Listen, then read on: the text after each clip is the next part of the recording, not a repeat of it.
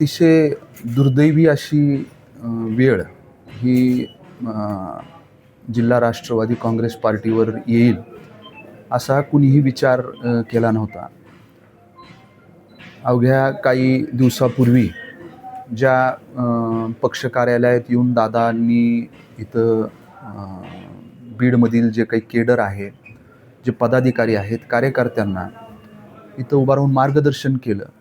त्याच ठिकाणी आज दादांच्या अस्थींचं दर्शन इथं करावं लागतंय. ही अतिशय दुःखद अशी प्रसंगातून आम्ही सगळेजण यातून जातोय.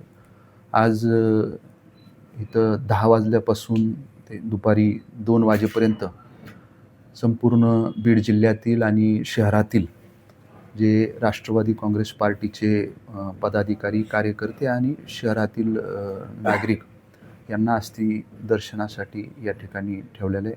2च्या नंतर जे आहे या अस्थी विसर्जनाचा जो काही विधी आहे तो श्री क्षेत्र राक्षस भवन येथे आम्ही सगळेजण जाऊन त्या ठिकाणी विधिवत अस्थी विसर्जन करणार आहोत.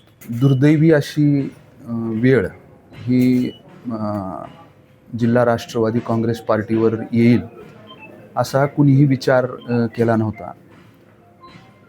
अवघ्या काही दिवसापूर्वी ज्या पक्ष कार्यालयात येऊन दादांनी इथं बीडमधील जे काही केडर आहे, जे पदाधिकारी आहेत, कार्यकर्त्यांना इथं उभा राहून मार्गदर्शन केलं.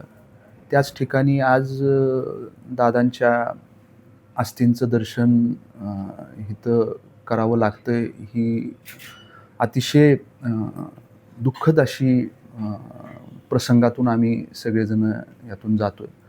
आज इथं 10 वाजल्यापासून ते दुपारी 2 वाजेपर्यंत संपूर्ण बीड निश्चितपणानं कालच आता बीडची जबाबदारी ही सुनेत्रा वहिनींनी घेतलेली आहे. पालकमंत्री म्हणून पालकत्व त्यांनी बीड जिल्ह्याचं दादांच्या नंतर त्या ठिकाणी स्वीकारलं आहे.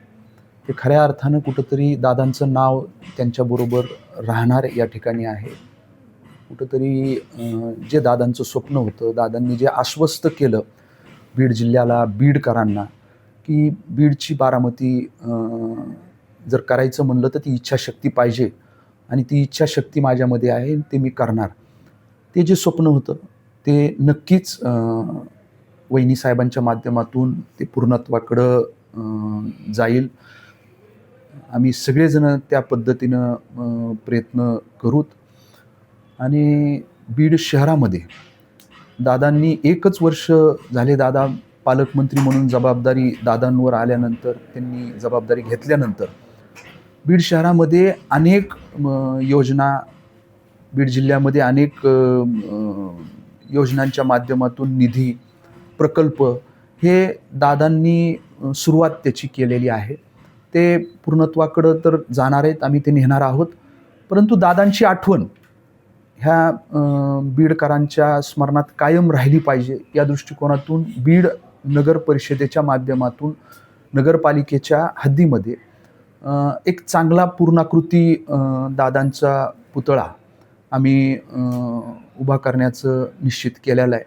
त्याची जागा आम्ही सगळेजण जे काय आहे थोडंसं चर्चा करून जिल्हाध्यक्ष असतील किंवा नगर परिषदेमधले आमचे सर्व पदाधिकारी असतील, सगळे मिळून ती एक जागा निश्चित करून अतिशय सुंदर चांगल्या पद्धतीचं स्मारक दादांचं पूर्णाकृती पुतळा आम्ही उभा करण्याचं निश्चित केलं आहे.